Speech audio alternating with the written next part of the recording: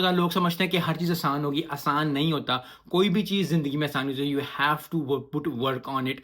उससे जो है बात है कि 100% एफर्ट आपको दिखाना पड़ेगा।